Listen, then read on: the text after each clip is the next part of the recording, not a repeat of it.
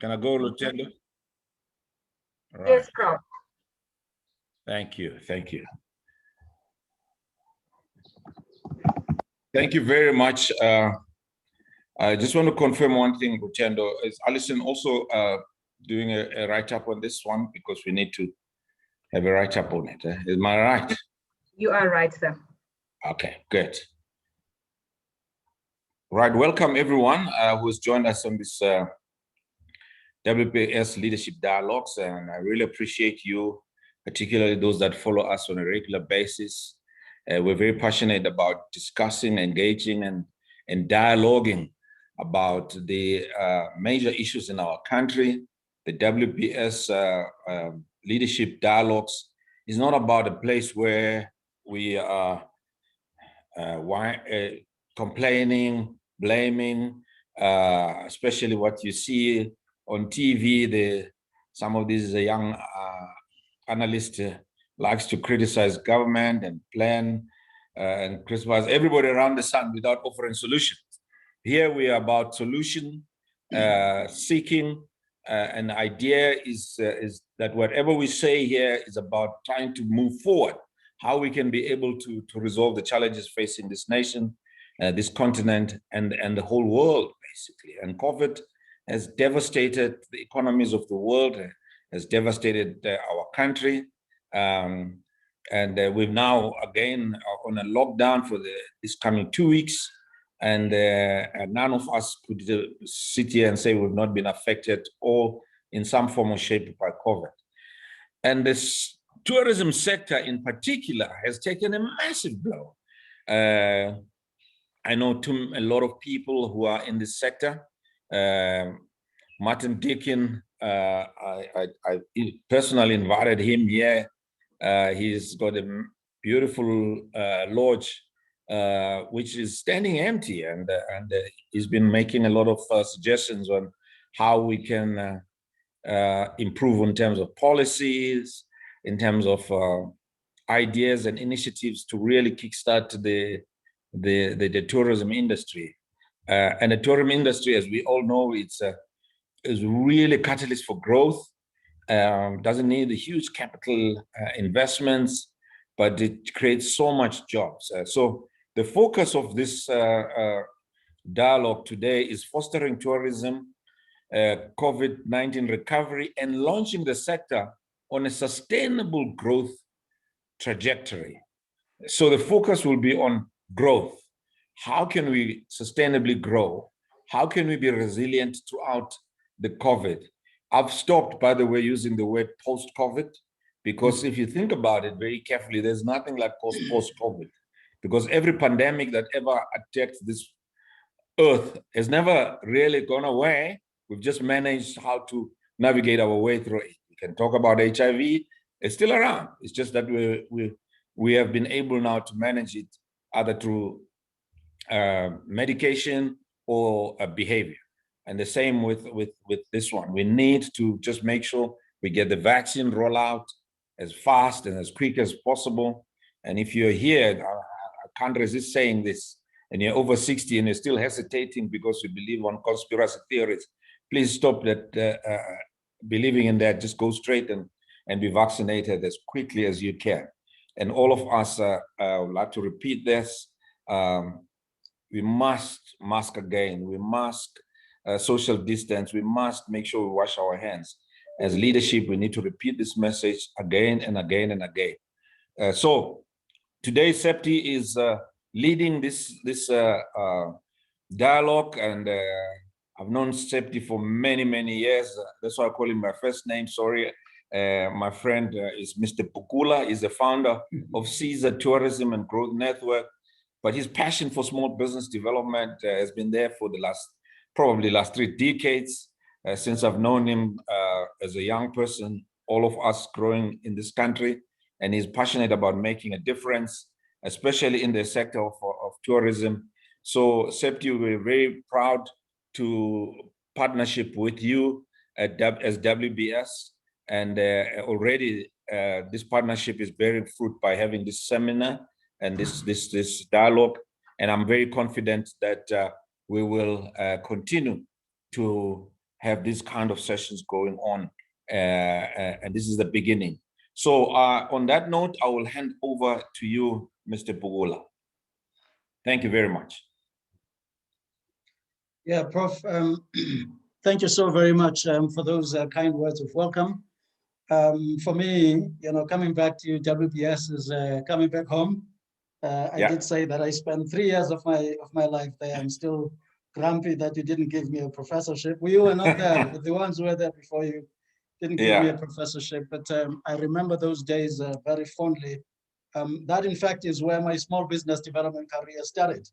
At the Wits Business School. So thank you so much. Thank you. Thank you for responding when we, as a TBCSA, because this is a TBCSA WBS tourism leadership dialogue. When we, as TBCSA, approached the business school and proposed this partnership, and you welcomed us with warm and open hands. So we do appreciate that. So from the TBCSA side, first of all, let me start with the welcomes before I do the introduction. We are truly delighted to have among us this afternoon our much loved Deputy Minister for Tourism, Deputy Minister Fish Makhalela. We are very grateful, sir, that at relatively short notice, you were able to find the time to be part of this dialogue. And I want to say that now you have a standing invitation to future dialogue. So we hope that you'll be joining us in future dialogues as well. So we are honored to have you as our leader among us and among these colleagues that are joining us this afternoon for this dialogue. Of course, later we will get to hear from the Deputy Minister. When we were communicating about the dialogue and inviting you all, we didn't mention that the DM was going to be here because we were in the processes of confirming. And as I say, we are truly grateful that he has been able to join us. A Deputy Minister is known, has been in government for a long time, so I'm not going to read the CV. There are, of course, other government colleagues here. I saw Maylin earlier. Maylin Broderick is at the Department of Tourism as well. She's got a long title, so I'm not going to try and say it, but welcome to you, Maylin. And any other colleagues from government, I may not recognize everybody who's here. So we welcome you as TBCSA to this session. I want also to give a special welcome to 2 of CZA's friends from outside South Africa. I saw Joseph Kafunda earlier. He is the chair of the Emerging Tourism Enterprise Association chair of Namibia. Joseph, good to have you, friend. We say at CZA, when SMEs collaborate, growth happens. And so we are happy to be collaborating with Ataya. There you can see Joseph raising his hand.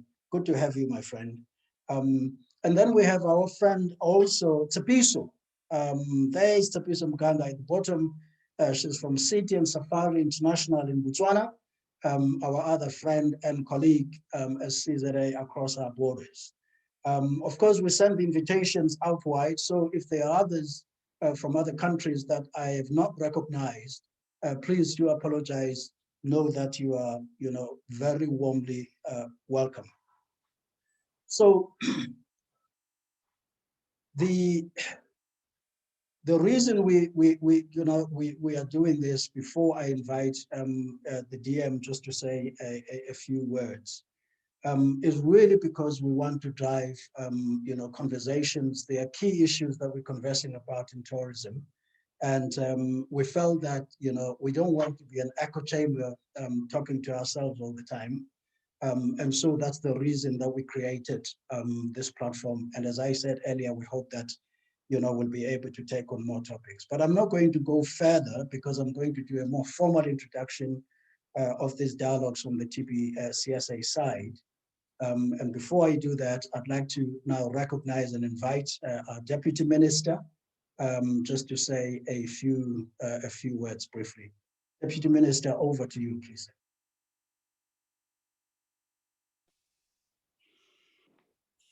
Thanks very much, Program Director. Let me extend the greetings to the professor of the WBS Business School, the chairperson of the Tourism Business Council, Mr. Komani, and all various business leaders and public sectors, leaders who are part of these platforms in South Africa and abroad. What we want to say, to start by saying that we all know that we are caught up in the eye of a COVID-19 epidemiological storm that has never hit us in our lifetimes, which requires for a decisive leadership in this era of the challenges that we find ourselves. I am therefore reminded of the following quotes from Warren Bennis, when he said, and I quote, "Leadership is the capacity to translate vision into reality," close quote. And that time to do that is now.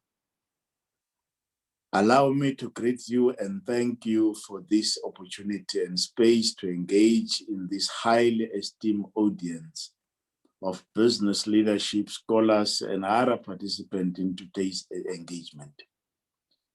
We have accepted this invitation, believing that it is appropriate to be engaging and finding solutions on how best to improve the tourism sector. As we do that, we understand that the pandemic has brought havoc on a global scale. We are confident, however, that we are now able to live side by side with the pandemic, but at the same time, while working very hard in making sure that we charter its waves of intensity. A year later, as we are much more wiser than we were in making sure that we navigate the cynical nature of these turbulent times. South Africa, as we all know, is part of the global international world, has not been spared from the collapse of the international tourist arrival. For 6 months, as we all are aware, from April to March to September last year, the tourism industry was at a standstill, with the hotel closed, flights grounded for international travel to South Africa.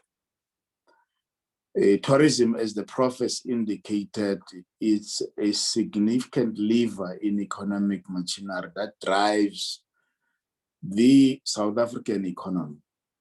It supports a vibrant and diverse value chain which experienced fundamental disruption and is responsible for employment opportunities, geographical diversification, and increased foreign currency receipts. This sector, therefore, is strategic development priority and a catalyst in growing other linked sectors. With its extensive value chain and labor absorption capacity, it is a significant tool for economic development as well as responding to the country's socio-economic challenges. Throughout the pandemic, our minister has led the tourism sector in the areas of nation leadership, health professional leadership, and also in the tourism sector leadership. This was facilitated through the development of biosecurity protocols, which are well-renowned and accepted protocols. This was achieved through the collaboration and working together between the private sector and the public sector. As we all know that the pandemic necessitated that there should be imposition of restriction across the globe, which meant that our country was disconnected from the tourism source market. Tourism destinations have to put systems in place to rebuild confidence and trust so that the entire customer chain can feel safe. One of the important interventions outlined in this plan is the development and publications of norms and standards for safe operations across the value chain to enable safe travel and at the same time build traveler confidence. Tourism as a sector, we work together with the private sector to critically come up with some intervention. And these interventions were informed by the Economic Reconstruction and Recovery Plan, as tourism sector was identified as a key driver for economic recovery in our country. The department, therefore, arising from that, working together with the sector, led by TBSA, were able to develop a robust tourism sector recovery plan. As we know, this plan is anchored on 3 interlinked pillars or strategic themes. So the recovery plan is a response by the sector in a multiple way, which has been to make sure that we recover from the pandemic and be able to grow the sector in a manner that is sustainable, in a manner that is transformative, in a manner that in a long term, it will be able to make sure that we improve the work that we're doing in the sector. So as we engage in this dialogue, we believe that our engagement will always be informed by this recovery plan, so that we're able to say how best to improve it, how do we make sure that working together, we realize the objectives and the goals that has been set in the plan. Let me conclude by saying our targeted intervention are necessary ingredients towards a more sustainable, inclusive and resilient tourism sector. As government, together with the compact with various social partners, we must continue to amplify the message on the non-pharmaceutical intervention, promote our safety norms and standards on the tourism sector, encourage compliance, and ensure enforcement. But critical to all of this is to make sure that we accelerate vaccination so that we're able to create the necessary confidence and trust into anybody who wants to travel and to come to South Africa, because we will have created a safer environment, not just for ourselves as South Africans, but for anybody who intends to visit our country, explore the beauty of South Africa, and enjoy the offerings that we're able to offer as a country. Thank you very much. Thank you so much, DM, for those kind words to our audience here, laying out the issues, some of which we will pick up as we go into the more substantive discussion, because yes, in the context of our country, that tourism recovery plan that is the product of government and the private sector is really our blueprint for how we're going to get out of this and chart our way forward. So thank you for those words. And of course, you will be engaged in the discussion once we get into the discussion, and some of those points will come up. I think before I do the session introduction, let me just introduce the panel so that we deal with the introductions, because the DM has already been introduced. Oh, I didn't introduce myself, by the way. How crazy is that? So my name is Sapti Pugula. I am the founder of CZA, Tourism Growth Network. CZA stands for C South Africa. It's a network of tourism SMEs across the country. It's a collaborative network. It's not an association. And I'm pleased to see many of the CZA colleagues and friends on the screen here, thank you for taking the time to join us. So I'm your moderator for this afternoon. I am also the acting chair of the Tourism Growth and Transformation Committee on the TPCSA board. And for those who don't know who TPCSA is the Tourism Business Council of South Africa. It's the apex body for tourism, for the tourism private sector in the country. It is that committee, my colleagues, I'm sure some of my colleagues will be here from that committee. It is that committee that is putting together these dialogues in partnership with WBS. And welcome to all the industry colleagues. I see Glenton, de Kock, and many others here. So the panel, in addition to the Deputy Minister, we have the board chair of TPCSA, Mr. Blackie Komani. You will see him when we get into the discussion. Thank you for joining. And then we have the acting CEO of South African Tourism, and that's Tembiso Dlamini, and you'll see her as well as we get to the discussion. And then last, not least, certainly is the CEO of TPCSA, and that's my brother, Chifiwa Chibengwa. So that's the panel, 4 people. I originally was on the panel as well, but I was demoted to become the moderator. So here we are. So those are the people we're going to have in our panel. Okay, so what I have done in order to introduce our discussion this afternoon is put together just 2 slides. I'm going to go through them very, very fast. So if I could just ask Rutendo from your side, if you could just help me. I'll go through the first 2 slides, and then I'll use the last one right at the end. There we go.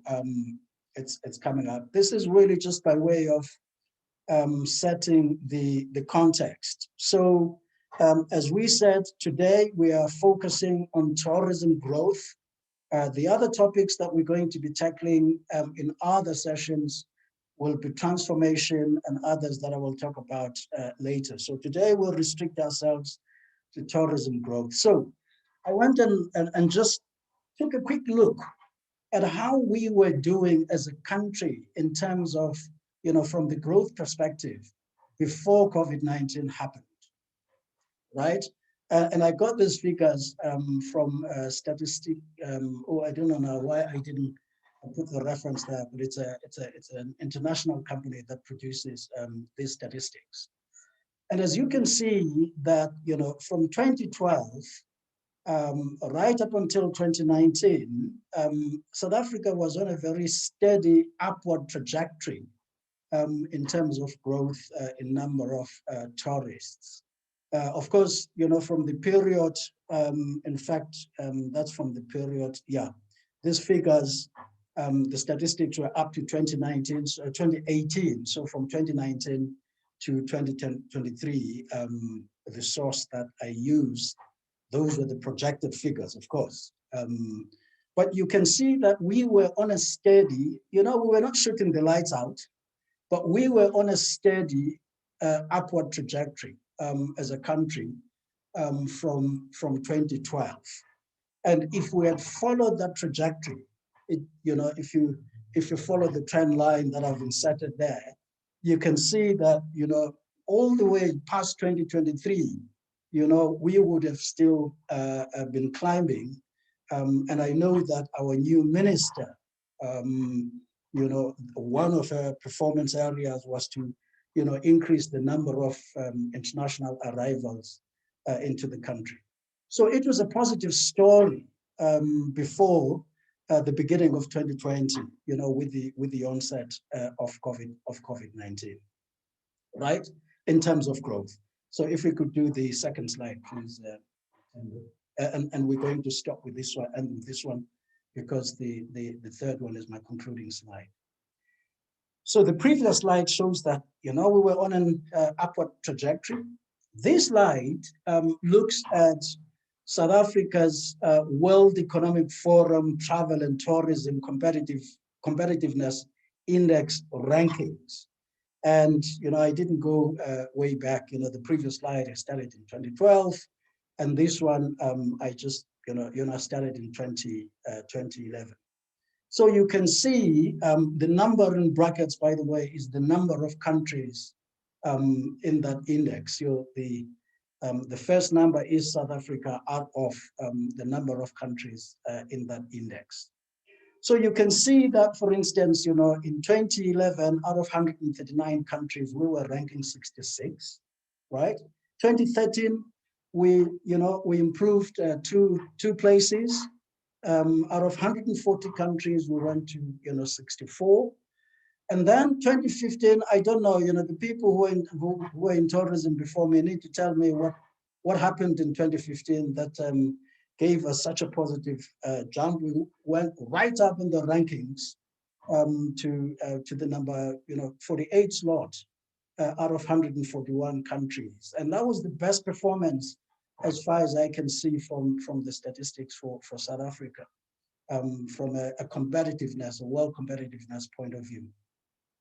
Then things started going south again. In 2017, we fell 5 places to number 53 out of 136 countries. And then, the most recent figure in 2019, you see we slid again to the 61st slot out of 140 countries in the World Economic Forum Travel and Tourism Competitiveness Index rankings. So it's kind of a topsy-turvy story on the competitiveness front. And I think it's something that, I'll be very curious for us to explore what the causes thereof are, because competitiveness, in my view, is directly linked to growth. Just to tell you, by the way, what things they measure, and I'm not going to give the detail, I'm just going to give you the broad headings, what this index measures, and some of these things we're actually going to pick up for dialogues in future. The first one that they measure is the enabling environment, this index, the enabling environment. So when you see an improvement or a deterioration in our ranking on this index, it's telling you something about these things: the enabling environment, travel and tourism policy, and enabling conditions. And there are sub-items under that, which I'm not going to go into now. We'll unpack if we should decide to do another dialogue focusing on any of these topics. The third area is infrastructure. And then the fourth area that goes into this index is natural and cultural resources. So this is what this index measures, and there are sub-items under that.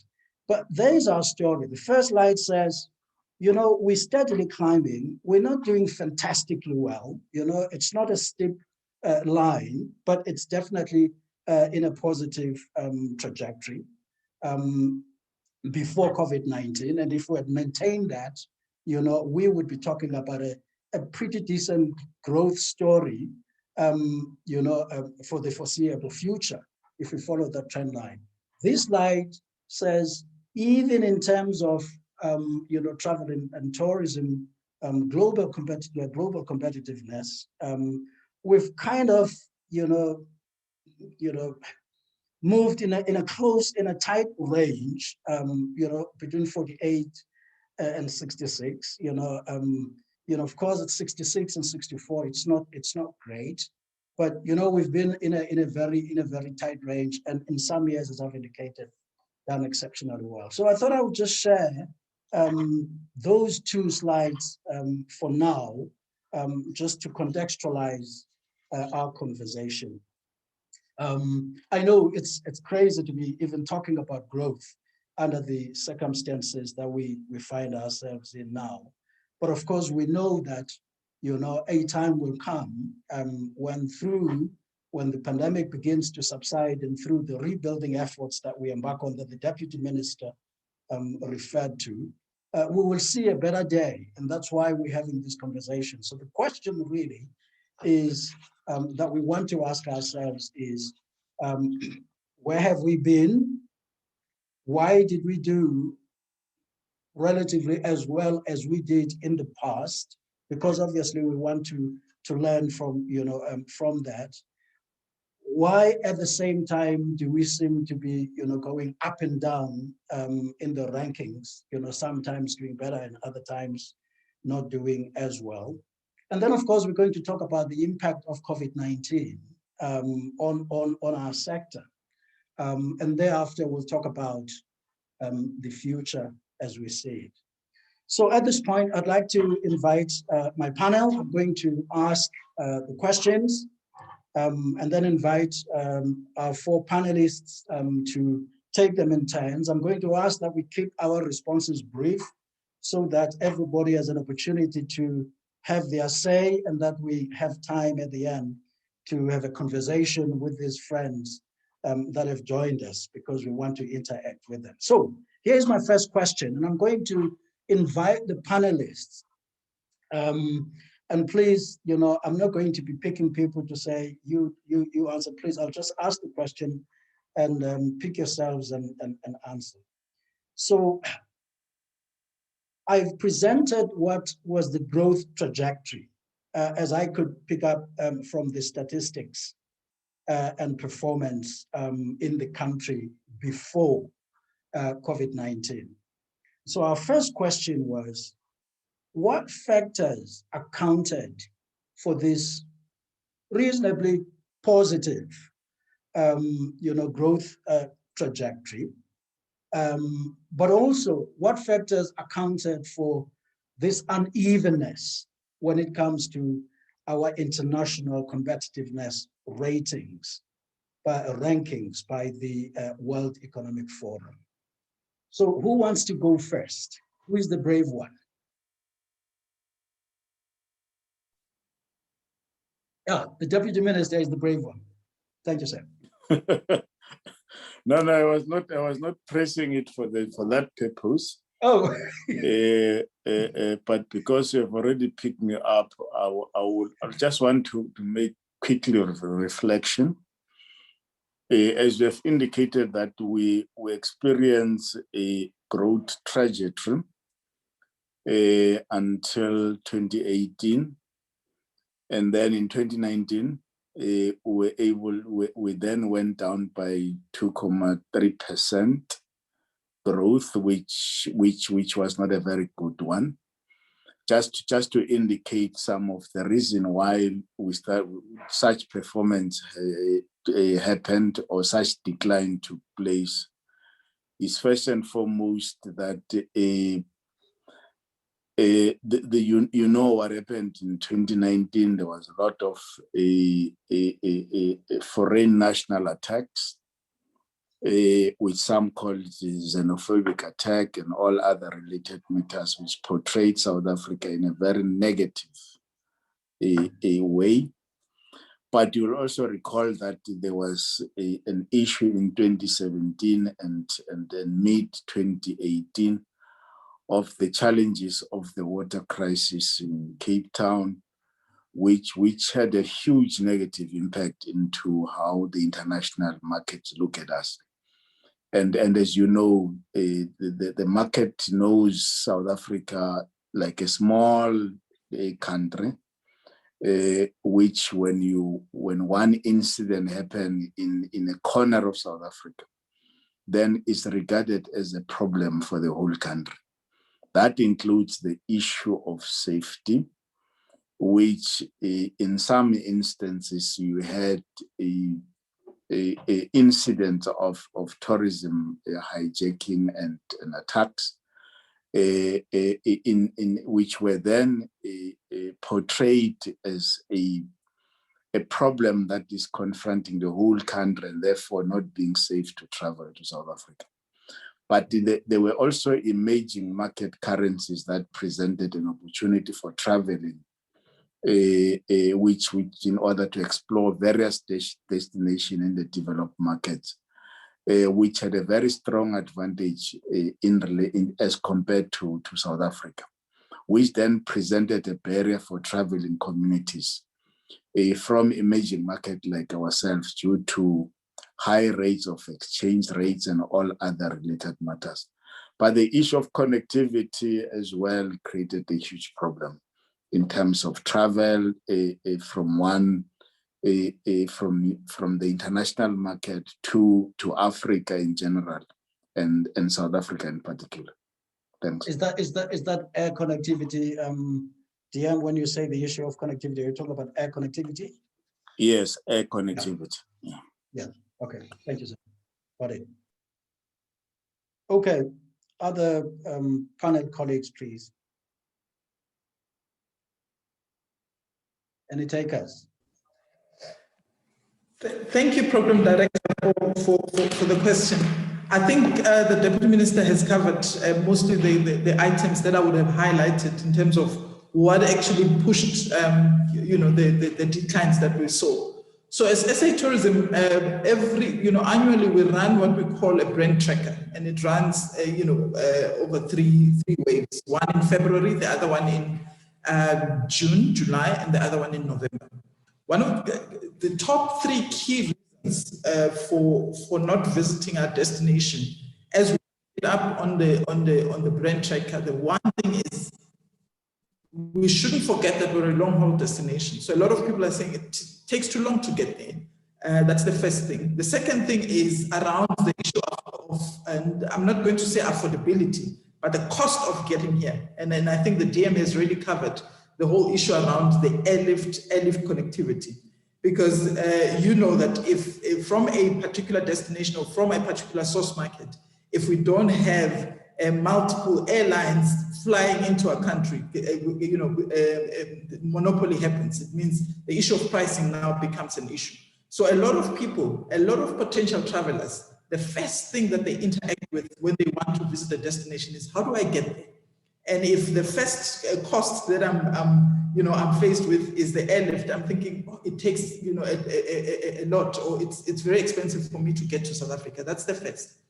The second thing is, which we have been trying, obviously, with our partners to understand what it means, is another destination is far more appealing than US South Africa, which actually talks to how we actually create the demand. Meaning there needs to be a pivot in terms of how do we market, destination South Africa and its offering and that it has. A lot of people know it for its iconic offerings. However, we believe that as a destination, we've got a much more to offer, and this actually gives us an opportunity to change our narrative and change our story in how we actually project ourselves to the international world. And the third thing is what the DM has covered around my personal safety. I'm worried about my personal safety, so the issue of safety and security comes in there, and it's something that it keeps on persisting in terms of the reasons for not visiting, and probably these are some of the reasons that are actually impacting on our performance when you look at the results that we've shared with us. I'll stop it there and allow my other panel members to come in. Yeah, thanks, Chair. That's quite enlightening. Thank you so much. Yeah, Chair, CEO.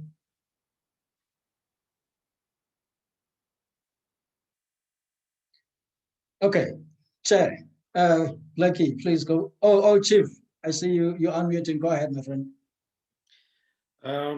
Thank you very much. I think, if you had to look at South Africa as a destination in terms of growth and the slides that you've presented, that shows our competitiveness and where we came from, where we faltered and where we possibly are going to be going. You can see that the legacy of Destination South Africa is sort of mixed. This takes me back in early 2000 when I started in the tourism industry. And I remember when we were in the US, coming to South Africa for Americans was very expensive. You're talking at prices that starts from $5,000 plus, and it was a once in a lifetime. Very few people can travel. There was monopoly, and the focus has always been you go there for safari, and you will go to 3 iconic places, and you'll come back. And that has been the legacy. And people love South Africa because of the story of Mandela, the apartheid ending. They wanted to see what new South Africa looks like, and so forth and so on. So you have that legacy where people like us. But in the process of doing that, there were challenges that have been mentioned in terms of crime, in terms of many other things that followed. Also, another thing that really touches on the competitiveness is that many other countries started recognizing tourism as a possible economic lever that they can use to stimulate their own countries. Mm-hmm. So all of a sudden, you see countries that were never on the tourism map really pushing in and investing a lot of money into their destination management organizations, advertising, and making sure that they can capture the markets, meaning that, they will be subsidizing some airlines from their own countries to go to various destinations to get tourists to their own countries. So with us, at that time, we're going through our own issues, and our growth as a country had focused on other issues that are outside of tourism, like social development and so forth and so on, rightfully so. So now when you have these other countries that are doing these things, you're going to get more competition, you get more offering, you've got more to choose from. And if you look at, as an example, in the US, you also had the states themselves starting to recognize that tourism is important and advertising within the USA. In the past, in the USA, as an example, there was never, you will hardly see any advert about another state advertising to another state to say you can come and visit us.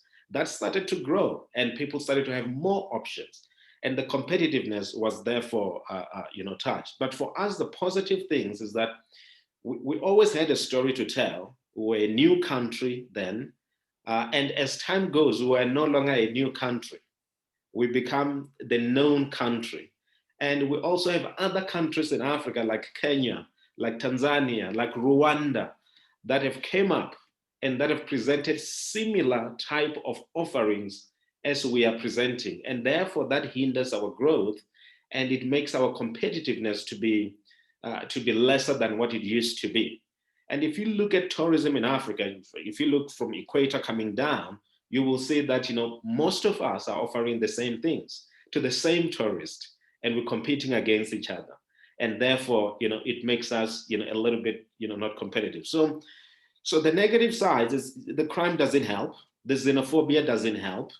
The fact that our offerings when it comes to the products is mostly geared into the traditional, what we used to sell type of products, like it's a safari. You come here, you get on the bus, you go to a township, we'll move you to Kruger National Park.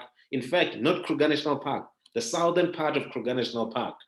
And then you'll go to Cape Town and you'll see a few places in Cape Town. And then you'll move from there. If you're lucky, you'll make it to Sun City. We sort of skipped the entire country and we never developed it, not even for domestic tourism.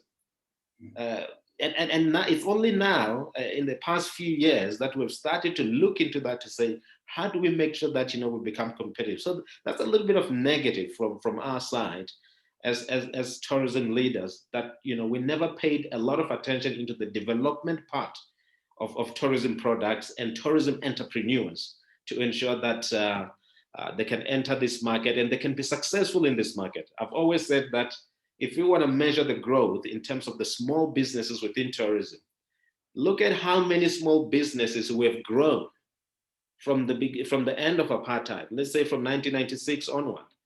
Can we point at small businesses that we have grown into big businesses? And can we be proud of the numbers that we can put out there? I doubt that we can be proud, but that goes to show that the growth has been geared into one direction and not developmental, per se. Thank you. Wow, thanks, Chief. We're definitely going to pick up on some of the points that all of you have made so far, but that's quite enlightening. Thank you so much. Like you're the last one on that question, and then we move on to the next. You don't have to repeat what has already been said, so you can just you can pass and we can go to all of these people are so eloquent, you know. Oh, you can't hear me. You can't hear. He's muted. He's muted. He seems to be having a sound challenge that side. Can we get some help with his sound? He seems to have a sound challenge. Ah, there we go. Yes. Yeah. So, no, thank you, Chair. My apologies, man. There's something I moved from my iPad to this. I couldn't control the screen. But program director, I think my colleagues have said a lot. I think maybe just to put things into context, you know, one thing that has to be understood is that South Africa is not a mass tourism destination. Mhm. It never was, it will never be. So, you know, when you look at below 5% growth, that's the nature of the destination. I think Chair mentioned long haul destination. It is what it is. That's what we have to live with. But the other important factor, if you look at in your graph, I think you showed 2015 as an anomaly. What tends to happen is that when East Africa does well, South Africa does relatively badly. And so we're fortunate at our company that we operate in both countries. So you'll see that when you look at East Africa figures, it's a flip side of the coin in terms of your visitors. So I don't want to beat this drum over and over again, but the context of the growth, I mean, if you look at the number of real tourists that are coming to South Africa, you're looking at about 2.4, 2.5 million. And that number steadily growing at about 2%, 3%. I think post-COVID, I know the Prof doesn't like this, but post-COVID, it's only time that you're going to see double-digit growth. But outside that, you know, because of the nature of the destination, program director. Thanks. Yeah, thank you so much, Butch. That was an interesting point you made there, that when East Africa does well, we do the opposite. Yeah, okay. So before we explore the COVID-19 question, I mean, I think there are some things that you said that I really would like to very, very briefly explore further, please, if you don't mind. Are we then saying that, I don't know what the correct word to use is here, are we then a mature market with no new pockets or potential for growth? I mean, you say, you know, we're not a mass tourism market, we're a long haul destination, and all those kinds of things. And you know, when I was listening to what you were saying, all of you, it sounded like, you know, there might be even some binding constraints, like, you know, airlift connectivity and these kinds of things. Is there scope then, that trend line, is there scope of flipping that trend line to the left and make it a bit more steep? And what would drive that? I think one of the points that Chief made as a weakness on our part is our focus on traditional products, where a large part of the country is not opened up. So what would it take for us to tilt that trend line even slightly to the left? Can I give it a first step, Bill? Yeah, go ahead. Yeah, I think COVID has done the job for us. As a destination, we're so stuck to two things. On the supply side, we're stuck into a certain kind of products that appeal to certain kind of market, and I fully understand why is that. And in terms of source markets, our source market are restricted, and that's what we've as a destination. That's who we market to, and hence you find your growth is steady.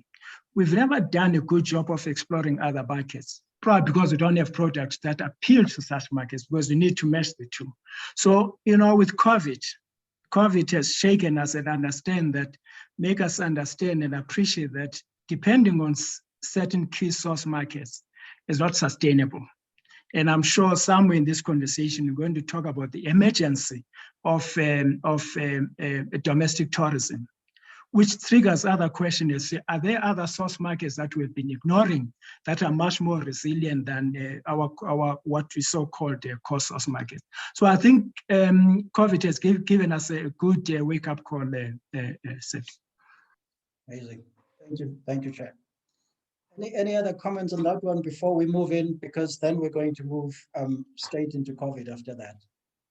I think a program director, the chair of TBCSA has really covered the whole thing around mixed market portfolio that I wanted to speak about.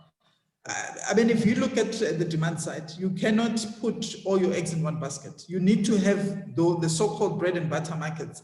This is your UK, your US, your Germany markets, but you really have to build a pipeline for the future. So you need to have a market portfolio that really looks at how do you develop this pipeline for future growth. But I think the other thing that we need to look at, even within those markets, the so-called traditional markets as well, the segments in which we actually target needs to change, tremendously. Because if you look at our key source markets, you're sort of appealing to the older market that has got the money, but we know that we've got a lot of millennials. Youth travel is big, and we really have to begin to diversify the segments that we're looking at. And the other area that I think needs to, we need a focus on is how do we begin to look at niche or special interest groups. So fine and well, we've got the iconic places that Chifu was talking about. But I think ultimately we need to start looking at what is our offering as South Africa from a niche, interest groups, for example. So you've got people who want to travel because they are golfers. Do we have that kind of offering? You have people who can travel because they're bird watchers. Do you have that kind of offering? So it's important that we really pivot how we actually position our destination and move from the so-called traditional, products. The other thing is around the rest of the continent. I know for a fact that we've not actually looked at the continent as a viable market ourselves as South Africa. And COVID has really taught us that we can't look at the rest of the continent as, by the way, our markets, our focus is international. The international markets, got closed. And the only business we could get is the continent. And guess what? As an industry, we're not geared up to actually receive visitors from the rest of the continent. And those are the things that we need to begin to think about. Domestically as well, people want to travel. They say, look, but I don't know where to go. But even if I know where to go, I cannot afford the kind of pricing that is out there. The product is not actually meant for me as a domestic traveler. So those are the things that we really have to begin to talk about and find solutions for them. To say, if we want the sector that is sustainable, how do we grow our domestic market? How do we ensure that South Africans can actually travel so that the sustainability comes from the fact that we can sustain this industry ourselves? Because you can't predict pandemics, they'll come and go. At some point we had Ebola, and the rest of the world sort of shut us down to say, don't travel to Africa because they've got Ebola. So you can't control, pandemics, but you can control what you do in terms of developing your own domestic tourism and the rest of the continent to actually sustain this tourism that we're talking about. So I'll leave it there. Septi, can I just add one? Yeah. Septi. Yes, DM, yes. One, no, it's not, it's Maurice here. Maurice, I can't see it, the screen is full here, go ahead. Just another niche market, which I've started to realize that being an educationist now, is the whole educational tourism. I've seen, for instance, Harvard University develop a program for alumni who want to study specific areas and particular history. I just went to one of our Center of Origins at the university at Wits. I went into that museum and I saw so many beautiful stuff that was originated in this continent, which actually indicate a civilization of this continent. And I said to myself, gee, just the last year in December, I was in Singapore, I went into their museum. It's not even half of in terms of beauty and content that we have just here at our university at BETS, and I asked them, have you developed a tourism market? So I'm asking you tourist practitioners to put together a package of educational tours. We've got study tours that we do for MBA students, and then exchange programs, but we send them away all the time. Maybe you could put together a package for us, or for study tours, so that university students all over the world can come to this country for specific educational need that they have, whether they're doing a master's and a pro or doctorate in whatever role they play. So please develop that product. Thank you. Yeah, thanks, Prof. The question is, are we inviting questions from the audience? I indicated earlier that, towards the end, we will allow time for Q&A, but I like the discussion that's going on the chat function. I'm monitoring it. Some important points are being made there about, our products, this market being expensive, and so on and so on. So I'm monitoring those. I just want to go through these questions, and then we'll open it and check in the time. Okay, so I'm not going to go much into looking into the future just yet. A lot of points have already come up, so when we get to that, I will take cognizance of the points that have been made. But I really would like to ask this question. We know that COVID-19 has, had a major negative impact on our sector, not just in South Africa, across the world. And I know because, at CZA, we work with the smaller players in the market. But the question that we really have is, what has COVID-19 revealed about the resilience of the industry as a whole? What has COVID-19 revealed about the resilience of our industry? Everyone in the industry or in the sector, but of course, at CZA, we have a stronger focus on the smaller players, because one of the things that we observed very early on in the under lockdown, was how quickly, a number of smaller players went against the wall, and we were asking ourselves the question: where is the resilience here, right? So, is the question clear? Yeah, anyone can come in then if the question is understood.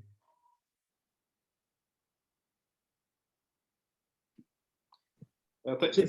I think one of the things that's quite important is that for many years, we've always talked about tourism as being a sector that can easily bounce back. We have seen September 11, what happened in New York or in the USA. And then, we bounce back, we build trust, by way of putting a lot of securities at the airport so that people can trust travel before they could trust tourism. And people went back and trust travel because they see all these gadgets that we put at the airport.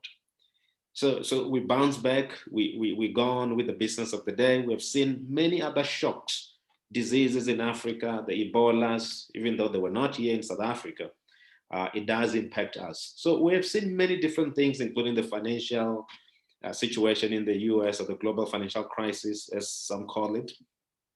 So we've always said we bounce back and we're resilient. And that meant that, we can fall all the way to the ground, and then we build from the ashes. And then we continue and we go forward. But one thing that this has taught us, from my point of view, is that, and it's because this has prolonged. It's not something that happened today and then we start to figure out the solution tomorrow. If you look at what happened in September 11, it happened in September, we started figuring solutions a few days after. This has been going on now for about 14 months. And it may continue for several more months, which means that resilience, starts to sort of run out. We need to start to reimagine, the entire tourism and what is it that we're gonna do, from that point of view. So are we resilient now? What I've seen is that a lot of people are resilient. They are hopeful. They think that we're going to bounce back. But what is the reality on the ground? That's yet to be seen. If tomorrow we find a pill that cures COVID, we have to start from the ground. And this has prolonged to such an extent that many people may not be able to start. Many people may have to quit and find something else to do. So the extent of COVID, it's something that has probably been never seen within the tourism sector. We are used to shocks where, you know, it's a shock, we bounce back. But this has been a flat tire for quite some time. And to really go to the flat tire, sometimes when you put, you know, your jag, you know, when the tire is completely flat, you may just have to dig a hole, you know, to make sure that you prepare the surface on the hole so that that jag can fit on the hole to lift the car. So the same thing may happen to businesses, whereby we may need to dig a hole. And that's why you see a lot of business may go into debt. They may have to borrow more than what they could afford at the moment, trusting that you know, tourism is going to return to some level of normalcy, whereby they're going to start to see some money coming in. But it's going to be tough. That resilience is going to be tested this time around. But are we resilient? I think we are. Thank you. And to what extent, Mr. Komani, has COVID-19 you know, affected the fundamentals, both from the supply, by the way, we need to talk about the supply side as well, from the supply and demand side, affected the fundamentals for our recovery and future growth? How compromised is our potential for speedy recovery and future growth? You know, how compromised has it been by COVID-19? Yeah, I think one thing, just to touch up on what Chief has said, your question about resilience, I just want to talk a little bit about that, because to me, that's fundamental. You know, the past incidents or crises were either on the supply side or on the demand side. So we could deal with that. If there's crime here, you can deal with it. The demand is still there. Now you find a situation here where both the supply and the demand were affected. And that's where we fell flat. We never predicted that this will ever happen in years. Personally, I've been in tourism for 30 years, then master's degree. So I never predicted that this will ever happen. That's why we're caught off guard as a destination. So what does that mean to the destination? It means that the lessons that we have learned from other big markets that are successful, your domestic tourism is a good base to start from. If you look at across the world where tourism is successful, one of the fundamentals to have your good domestic tourism, again, probably something that we needed COVID to pivot and understand the importance of a domestic market. You know, you asked a question about, again, going back to sustainability.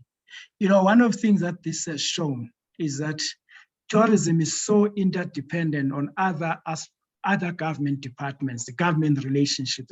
There's so many factors that affect tourism, and therefore it becomes difficult to just have a quick solution. And I mean, the DM will attest to that. We found that we depend on security, on health, on all of those things to make sure that tourism does come back.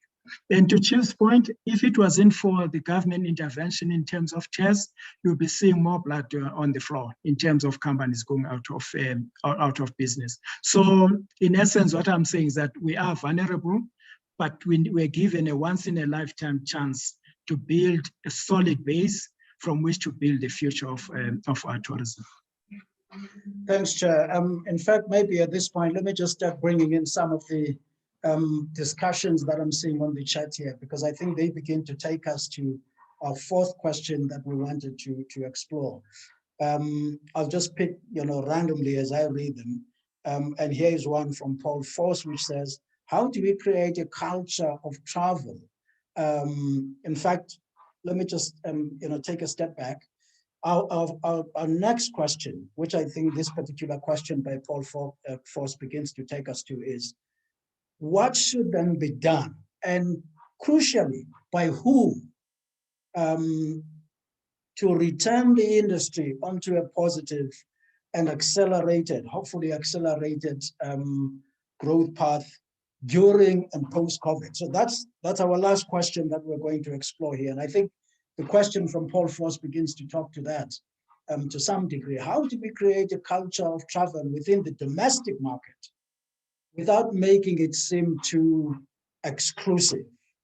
And I see that, there was, a response to that which says, our industry has overpriced the reg rates for local tourists. So on the one hand, we want to drive, a strong resurgence in the domestic market, but on the other hand, to stimulate demand, in other words, but on the supply side, the prices are so high.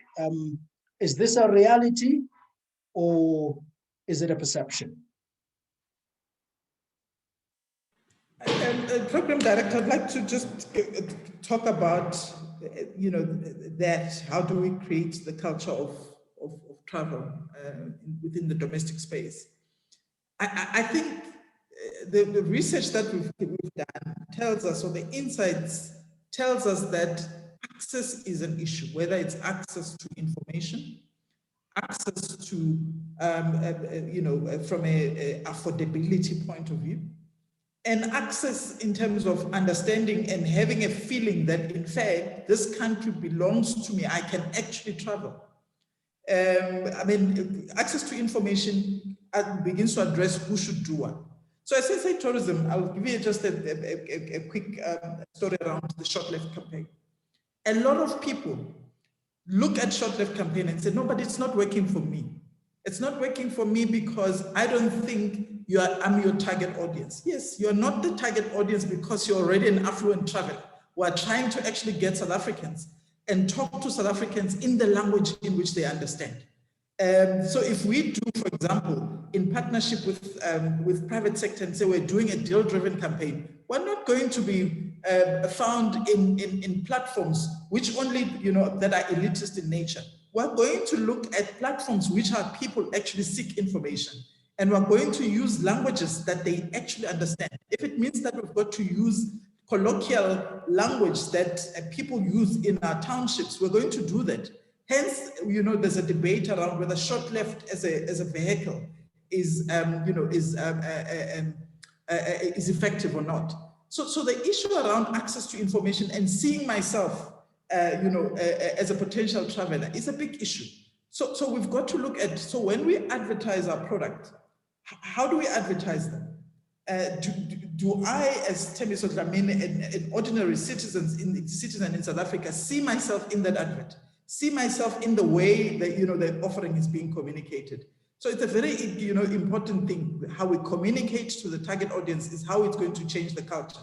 You have to communicate to me in the way I understand, that I can actually, it remains aspirational, but I can actually achieve it. It's accessible to me. So that's the most important thing. The issue of affordability is an issue that comes. So one of the things that we've done is, let's try and understand what is the psychological price point for a domestic traveler, and begin to actually mine those insights and intel so that we are able to say to our product, guys, if you want to actually appeal to our domestic market, here is the psychological price point. And I'm not downplaying the fact that there are affluent travelers within the domestic market that can actually afford, to travel. They can certainly do that. COVID has actually taught us. You have about 1 million outbound market that actually travels every year overseas. They're unable to travel right now. But we're saying, how do we capture those people? And a lot of them were saying, I don't know what to do in South Africa. I don't have the details. So it means access to information becomes quite important. So I think the issue around culture, creating that culture of travel, we really need to understand, who are we talking to? Our audiences receive and consume information differently. And we can't continue communicating as if everybody understands travel and we've been in the travel business for quite some time. A lot of people have not actually left their own homes to travel to another province for that matter. So I think that's the other thing that we need to look at. One of the key issues that we saw as a key enabler is how do we begin to talk about day trips? So getting people to leave their homes and travel to an attraction just next door, an attraction, in another, section of the community that they live in. I think that begins to foster an understanding of what tourism or what travel is all about. And what that begins to foster the issue around, sustainability within the tourism industry. Because if you haven't actually gone to an attraction, what more of an overnight where you're saying, now I'm holiday? So those are the things. We really need to go back to the basics around talking to our people around, travel and the impact travel has to their livelihoods. Yeah, thanks for that, Stembe. So I see a point here from Thabiso, says we can borrow from the case of Botswana, where they saw a major shift in domestic tourism, where suppliers deliberately tapped into the domestic travel or travelers in terms of pricing, messaging, those two things. Says messaging was targeted to the market, making it attractive for the domestic traveler. So deal with the price, deal with the messaging, and you spoke about information, you spoke about issues of affordability to drive that culture of travel. The key, she says, is to be deliberate in developing domestic market as a solid source market, not as an alternative market. I like that. So the key is to use the domestic market, she says, as the base, not the alternative. So that's one comment there. So I want to come back to some points that have been made earlier by the panelists. And I'll read them together because they're related, just some quotes here. I think it was Black who said, we're stuck to certain kinds of products for certain markets.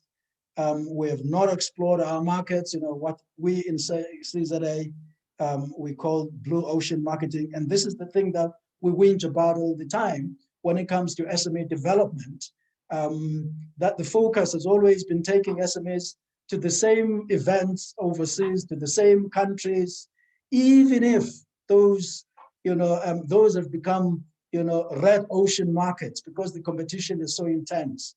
Why can't we think outside of that box and say, we'll take our SMEs to the Caribbean, for instance, or to Asia, where there are still opportunities for them to capture a corner of the market, So, I think the point here, which says we have not explored other markets, and I'm talking, and in fact, I was talking about the rest of the continent, and part of the reason why we as CZA are so aggressive in connecting with similar entities, organizations like the Emerging Tourism Enterprise Association of Namibia and our friends in Botswana, is because we're saying, for us as SMEs, the market is right here around us.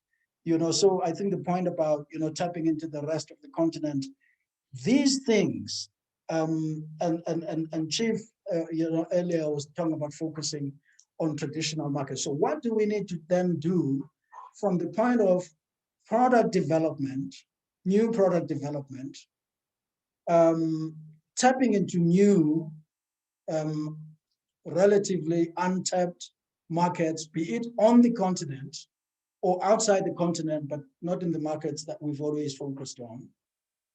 What needs to be done there, and who needs to take the lead? Is it the public sector? Is it the private sector?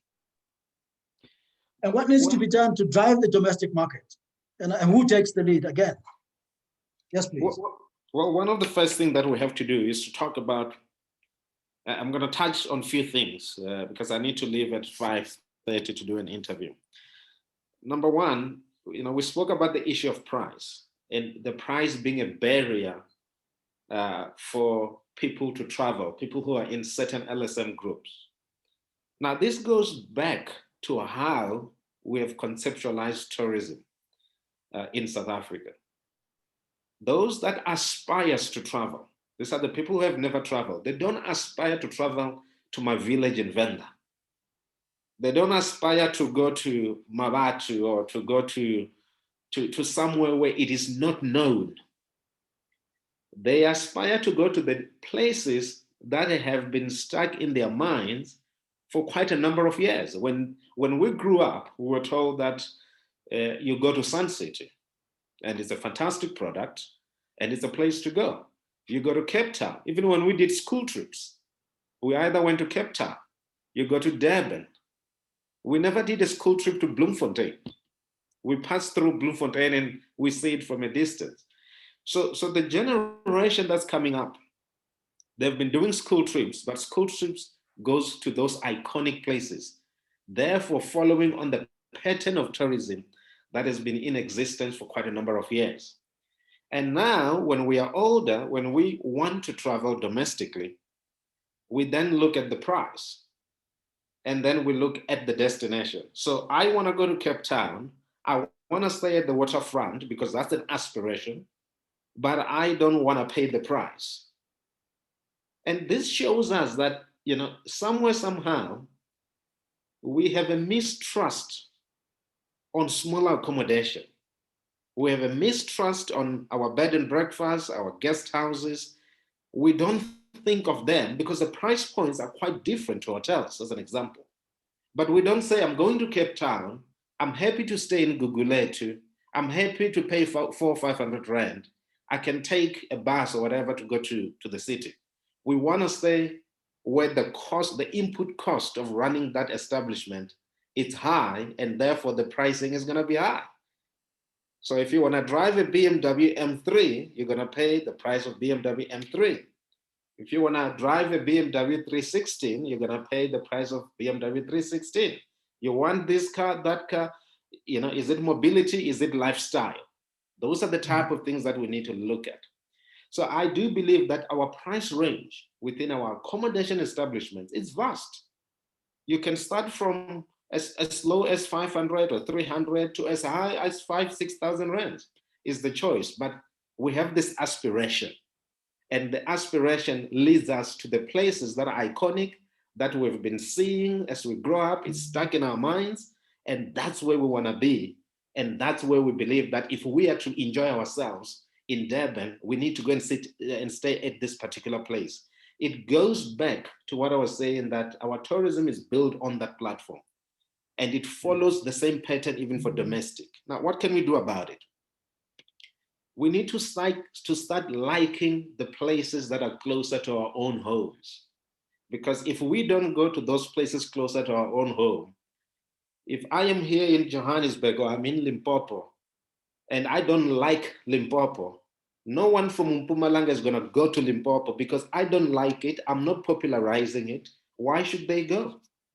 So we need to start liking the places that we have and stop and sort of teach ourselves not to always want to venture too far out to the places that we have in the mind. We can go to those places as time goes and as we can afford. Remember, the price is constructed looking at the input costs, including electricity and many other things. So that's quite important. So the culture of travel has to start from home. School trips, we have to explore local. We have to go, then we go bigger and bigger and bigger. We go throughout the whole country. If we don't do that, we're going to have the same problem, 10 years from now. Another thing that we have to do as a country, and this is a policy issue, we have these school holidays as an example, that all of a sudden now we have one school holiday. One school holiday for the whole country doesn't work. We need staggered school holidays so that we can have more holidays and people can explore more. Because if you have one school holiday, it means that your price is going to go high because you've got the demand.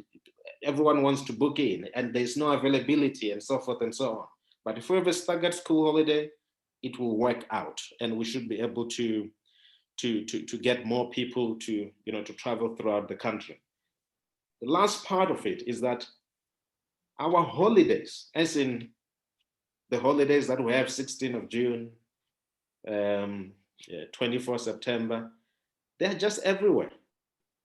If you look at other countries, holidays are either on Friday or Monday, so that you can take advantage of weekends. If we are to stimulate domestic tourism during COVID, the more long weekends we have, the better it will be for tourism.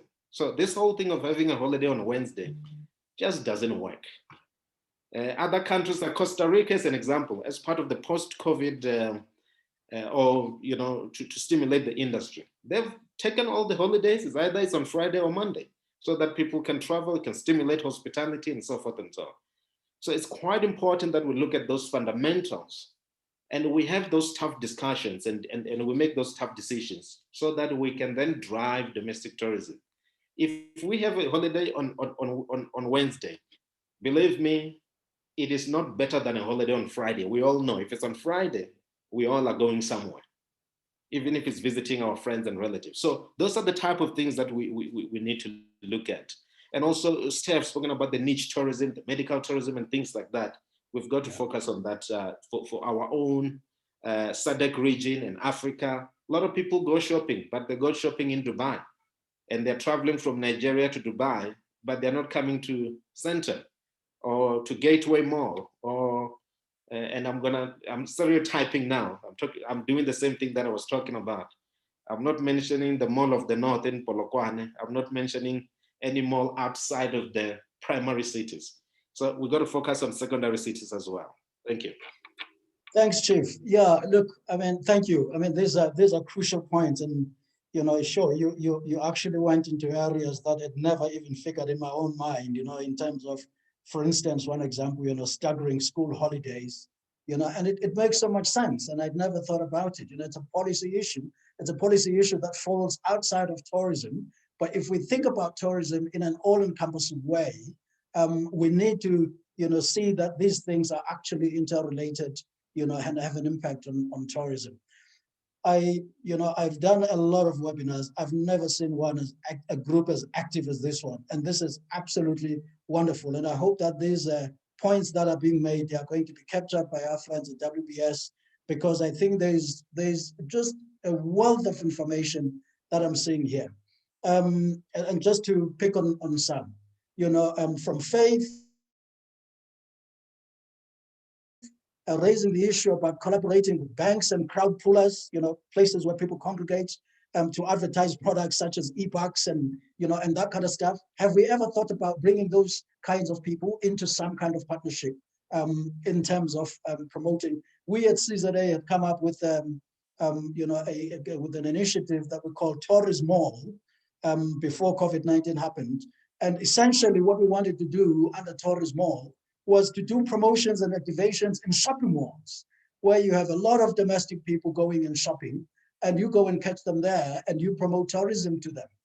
Because sometimes, some of the media that we use, one is a question mark as to whether it actually reaches, all of the people that we want to reach. On the question of short left, yes, someone, Davison saying, one of the challenges with, short left is that it features celebrities, right?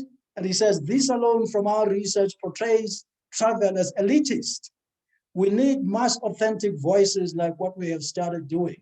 So instead of perhaps, from a short left point of view, but I think the campaigns that have been coming through, Stemos, I'm not going to invite you to respond to that, because I think some of the campaigns that have started coming through are doing exactly what Davison is saying, that maybe in the past, we will have appeared to be more elitist because we're using these, celebrities. But, we need to use the ordinary person, so that the person that is being spoken to can see themselves in the person doing the promotion over there. But here's a critical question. I don't know who can take this one for us, and we're going to wrap it up now.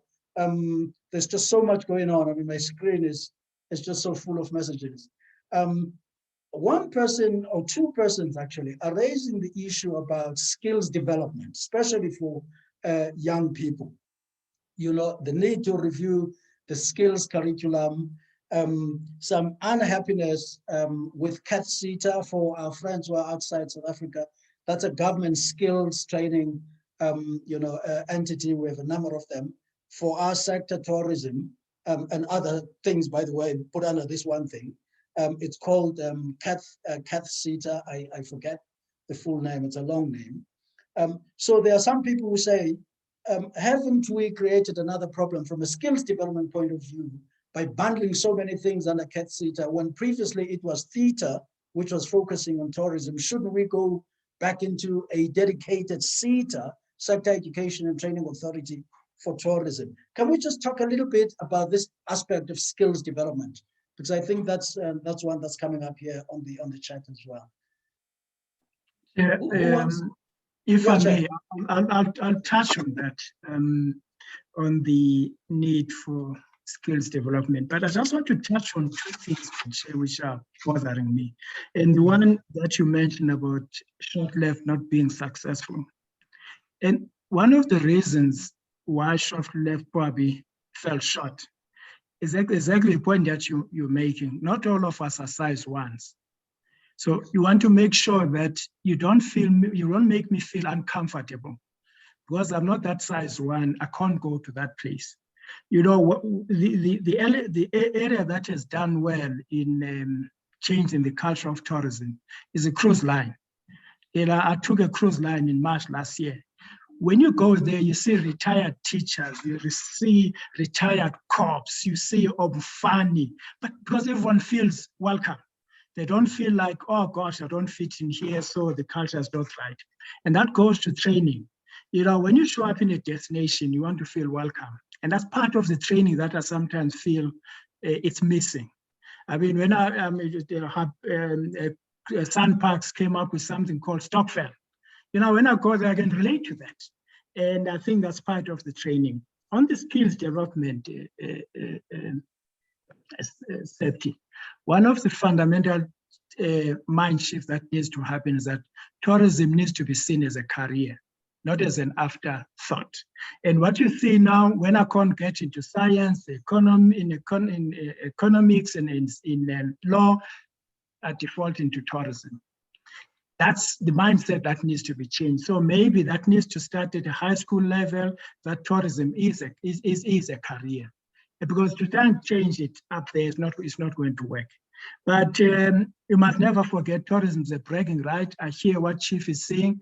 I want to go to a place where I can go back and say, gee, I went to Kruger. I went to a place that I can brag about. I'm not going to brag about going to Tanzania, which is where I grew up. So we just have to keep that in mind, Safety. Thanks, Chair.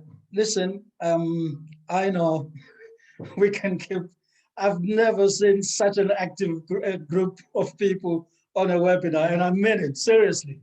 And this to me is absolutely fantastic. I think what that means is that, Rutendo, I hope, by the way, that we will have access to all these comments, because what I'd really like to do is to go through all of them in detail. If it means that we have another growth session, because I see some really interesting things coming through here that we'd like to package into another discussion where we'll go into them and say, okay, so what do we do going forward? We can't possibly go through all of them. There's just, you know, the lights have just, you know, gone off there, you know, spectacularly. So I want to say thank you to all of you, because I want now to invite the DM. I'm not even going to go back to my panel because we need to be wrapping up now, and ask them for closing remarks. That's what I normally do in sessions like these, but I think every one of you has had you know, a fair say. I think we'll come back. I think we'll have another growth session because some of the points that are coming up here are really worth exploring further. So I'm told that from a protocol point of view, once the DM has spoken, I can't speak. So I need to speak before the DM speaks. You know, I'm very bad with protocol, so I get it very wrong. So let me talk about the next summary, and then I'll ask the DM to then wrap up. Sorry, the next session. The next session, we're going to be talking about transformation or inclusion. Remember, our committee at TPCSA is called the Tourism Growth and Transformation Committee. And we'll really look at this as two sides of the same coin. So we will talk about transformation, broader transformation and inclusion. That will be the next topic, which we will advertise. And hopefully, WBS, we have the email addresses of all our friends who are here. So we're not starting from scratch when we do the next one. And then we're going to have a session on finance and regulation, what I call F&R, right? Access to finance and regulation, because both of those have a bearing both on growth and transformation. So we're going to have a conversation and we'll invite people who are involved in those. And of course, our friends here, from what you've shared, will be able to pick up new topics and reach out to us if you have a specific suggestion of a topic that you would like us to look into. So without saying much further, much more, thank you so much to the panel. Thank you, Stembiso. Thank you, Blackie. Thank you, Chief. The DM is going to speak now. And thank you, WBS, Professor Morris and your team over there. That's it from me. And DM, please, if I could invite you to just give your own take from this conversation. Thank you, sir. Over to you. No.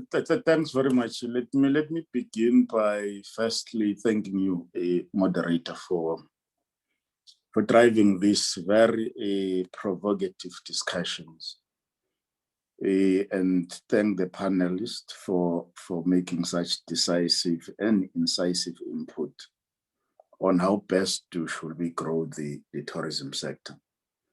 But more importantly, those that are in the channel who are chatting, there's been a very critical, provocative ideas that in the chat group they've been raising.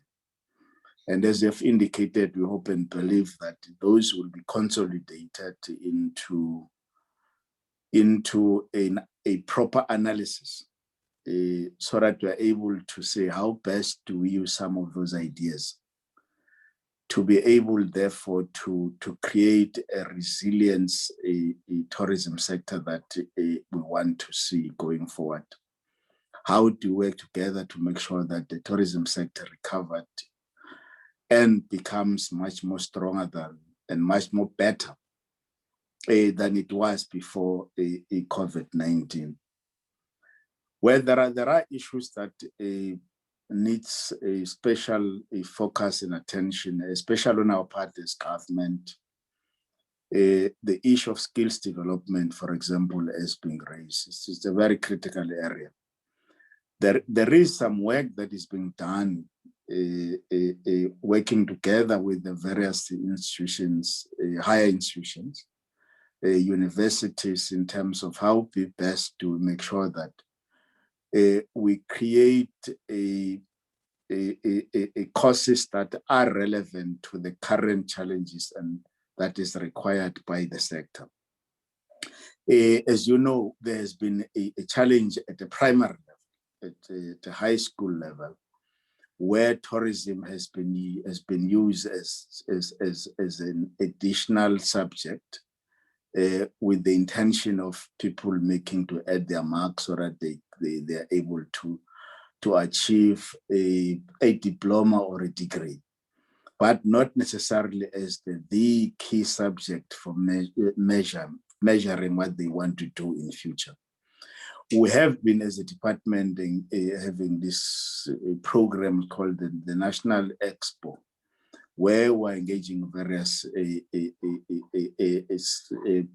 secondary or high schools to say how best do we deal with that. But there's also a human resource a forum where we put together all the various stakeholders to be able to say how best do we make sure that we create skills that is relevant in the sector. I'm saying that there are a lot of issues that we can learn. The issue of domestic market, the issue of making sure that we don't rely on, as the CEO of TBSA was saying, the problem was how tourism in South Africa was conceptualized. And the COVID-19 has created an opportunity for us to say, how do we then, as we revive and recover, properly conceptualize the tourism sector so that it doesn't depend on the tourism, on the international market as the pillar, but use the domestic and the regional market as the pillar of the sector, so that we're able to make sure that we encourage South Africans and to travel. Not that South Africans are not travelers, they are travelers. If you look at how the mobility of South African is very high, but where are they traveling? That's the question. Mainly they will travel to visit friends, to visit relatives, and they will not be able to explore opportunities that are being provided by South Africa. You could see how Moria, for example, is able to drive a domestic market. But how is it economical beneficiary to Limpopo as a province? It is not, because we have not been taught to say how, when we travel, we must be able to short left and explore what are the opportunities that the sector is able to provide.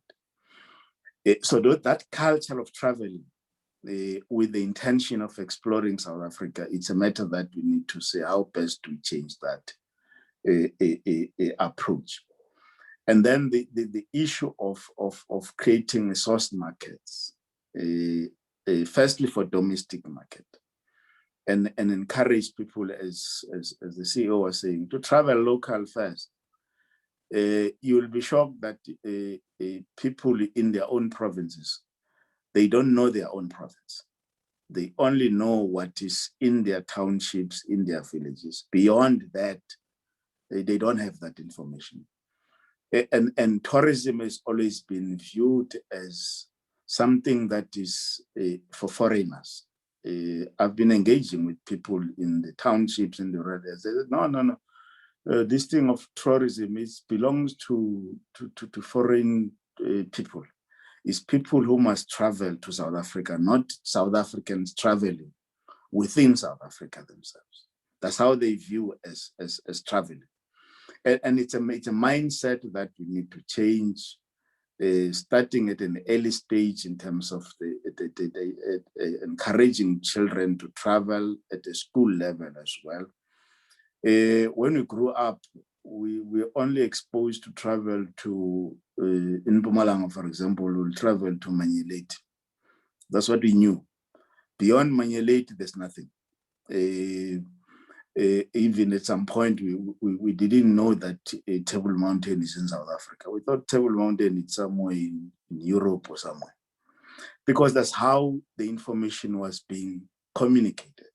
And that narrative has not substantially shifted. And it's a matter that we need to say how best to work on it. But lastly, the issue, we can create products, we can market products, but the infrastructure becomes very key. I was reading someone in the social media saying, and I wanted to stay for 5 days and explore Mpumalanga, but I can't because traveling there is difficult. Because the road infrastructure is not in a good condition. And therefore, we were busy last year with investment on the OR Tambo at Coffee Bay in the Hole in the Wall. And I decided to go there. I mean, driving there to reach the Hole in the Wall, it's a nightmare. Accessibility is a problem. So while, and that's not dependent on the tourism department, it's dependent on the whole range of other departments that must be able to provide that access and that services that is required, so that we're able to make sure that when we sell whatsoever product that you sell, is able to be accessible, is able to be reached by everybody. And those are the things that we need to look into. As I conclude, you see, the CEO has raised something very interesting about holidays for a domestic market. It's something that I never thought of. But as he presented, I realized that yes, during when we have got long weekends, you will see how South Africans are traveling. But once you've got a holiday on Tuesday, you've got a holiday on Wednesday, it doesn't benefit the sector at all. But have your holidays on Friday, you will see a lot of mobility, people moving throughout the country.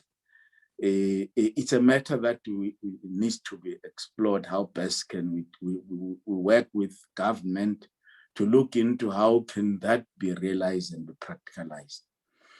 But more importantly is that how do we make sure that, because tourism is a concurrent function, how do we make sure that is an integrated approach by all the 9 provinces in a manner that is able to showcase South Africa holistically, not in a manner that it's very narrow and it depends on the extent to which each province is able to have the resources. If you analyze the marketing budget for the 9 provinces by the tourism agencies, you will see a huge difference. What you'll find in the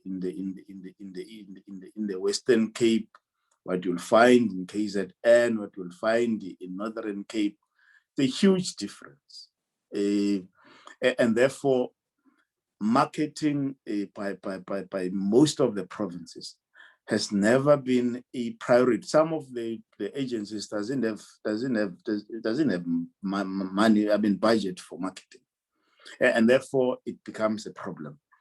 Let me conclude by saying what the professor has raised around educational tourism. It's a matter that we have started looking into. We're with vets at Makonjo Mountain, and we started looking at how best do we use some of the historical sites for the purpose of study and make sure that we work together with universities, both national and internationally, as part of expanding our tourism markets, as part of the making sure that we explore opportunities that it can provide. And it's a huge potential that has not yet been highly explored, of which is a matter that we need to look into very, very, very carefully and see how best do we work with universities to develop that. Yeah, those are my closing comments. How to explore your townships, tourism, how to explore your village, tourism, the culture that we are able to, the various diversity of culture that South African is able to provide, with providing various, in terms of gastronomy, tourism. We've not explored that. I was in Namibia. The UNWTO produced a book for gastronomy tourism for Africa. South Africa is not there in that list. We're not listed in that list. Out of the 54 countries, about 45 countries that are there, which they are displaying what types of cultural, traditional cuisine that they are able to provide. We are not there, and we've got variety of cuisines that we can be able to provide, and we're not doing that. And those are some of the things that we need to explore and work together. Thank you very much. Let's hope that